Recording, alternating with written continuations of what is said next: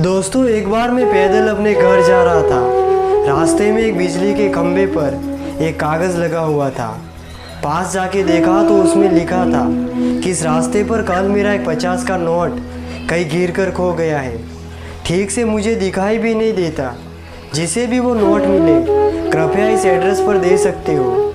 ये पढ़कर अब पता नहीं क्यों मुझे उस एड्रेस पर जाने की इच्छा हुई।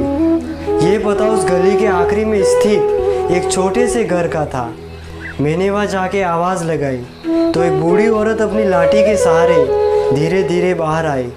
जब उन्हें देखा तो वो काफ़ी कमज़ोर और बूढ़ी थी। ठीक से उन्हें दिखाई भी नहीं देता। थोड़ी देर मैंने उनसे बातें की तो पता चला कि वो अकेली ही रहती।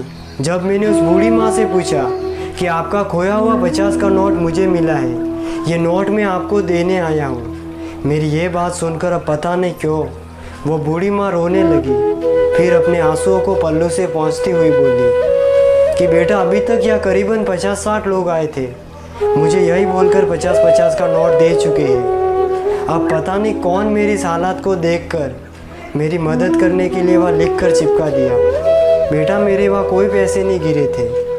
दोस्तों, मेरे बहुत बार कहने पर उस बूढ़ी माँ ने वो पैसे तो रख लिए, लेकिन उन्होंने मुझे एक विनती की और कहा कि वो मैंने नहीं लिखा, किसी ने मुझ पर तरस खाकर लिखा होगा, तुम जाते समय उसे फाड़ देना। अब मैंने हाँ बोलकर इस बात को टाल तो दिया, लेकिन मेरी अंतरात्मा ने मुझे सोचने पर मजबूर कर दिया कि उन 50-60 लोगों से भी बूढ़ी माँ ने यही कहा होगा कि तुम जाते समय उसे फाड़ देना, लेकिन किसी ने भी नहीं फाड़ा।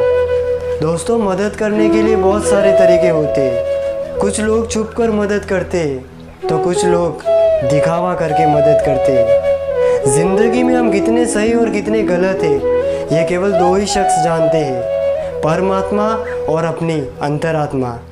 जिसने भी उस बूढ़ी माँ की इस तरह से मदद की, मैं उन्हें अपने दिल से धन्यवाद कहना चाहता हूँ।